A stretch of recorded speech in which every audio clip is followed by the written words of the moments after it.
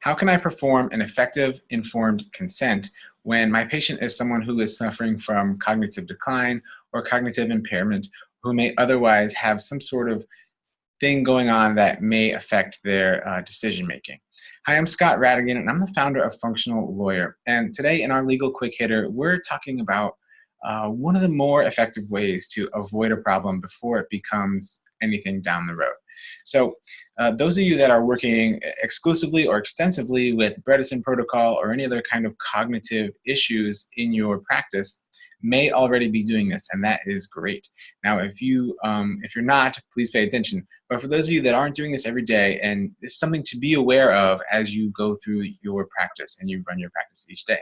So someone that might be suffering from cognitive issues, maybe they, depending on where they are in the progression, maybe they're totally lucid and with it and able to legally sign documents and kind of, they're capacitated. They have capacity to sign documents, right?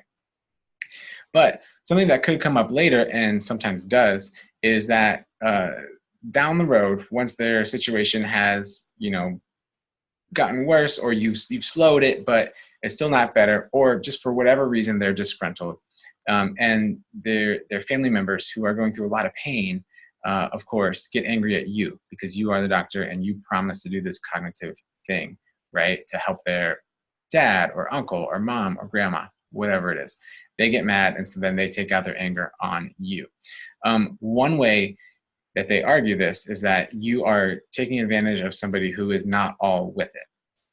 And you can say, no, I have my informed consent, but that person might say, oh yeah, well, I'm an attorney and I can argue that they're not really informed consent because you took advantage. They weren't able to actually sign that because their cognitive condition had progressed so far. Regardless of the merits of that argument, you want to avoid that whole situation altogether. So the best way to do this is, if there's somebody who you might suspect, if it's not totally a cognitive decline patient in the beginning, but you might suspect that could be an issue, or when you suspect that's an issue, even if it's down the road in your relationship with them, invite them in at their next appointment, and invite them to bring a family member, or if they've already got a personal representative or someone who is their power of attorney, invite them in, do the informed consent process once again, have them sign it again or initial it again, and have their family member or personal representative, which would be even better, have them sign that informed consent as well, that they were there and they witnessed it and that they understood it, because eventually that personal representative will be the one making the legal and medical decisions for the patient. But more importantly, they just witnessed that you're on the up and up, and you can say, look, you were there too. Everything I did was informed. You understood it. Your father or the patient understood it. And this is, we're all good, right?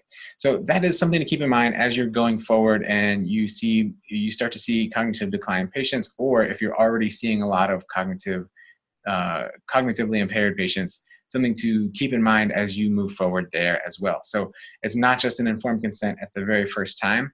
That's an ongoing thing. They're entitled to stop seeing you whenever they want. So if you suspect that there is any kind of decline in their condition, or maybe it's just a good idea to do that every year in that patient's relationship with you, if you have one of those continuing relationships with your patients. So with that, that's the end of our legal quick hitter today. If you have any questions, as always, you can follow us over at functionallawyer.com, or you can subscribe below here to get the next and the next and the next legal quick hitters. And we'll see you in the next video.